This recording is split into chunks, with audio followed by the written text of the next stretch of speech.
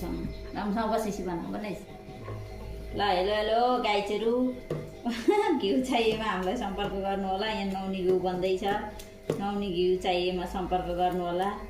मिक्सचरमा बनाउन लगाएको बनेन, पछि यसरी हातले घोलेर बनाउँदैछु मैले गाइज। ल गाइज अब पकाएर कति हुन्छ देखाउँछु गाइज। यतिलाई अहिलेलाई यति नै भयो। मक्खन यति नौनी घिउ यति आयो।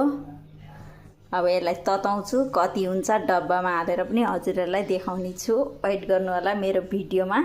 आमा हजुरकी छोरीले एउटा तरकारी पकाउन नजान्ने आज यति घिउसँग तरसँगली यति घिउ बनाएँ, मक्खन बनाइसकेँ आज मैले नौनी घिउ।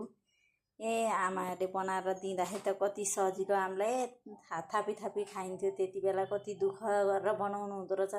अहिले हामीलाई यो मिक्सचरमा बनाउँदा नि यति दुःख हुन्छ है। यति दुःख भयो त्यति बेला त बिचरा आमाले हातले बनाउनुहुन्थ्यो, हातले फिटेर बनाउनुहुन्थ्यो। हामीले खान्थ्यौँ। अरूले गरेको काम देख्न एकदम सजिलो हुँदो रहेछ। आफूले गर्न पर्दा कतिको दुःख हुन्छ भन्ने गरेपछि थाहा हुँदो रहेछ। फाइनली घिउ पनि बन्यो।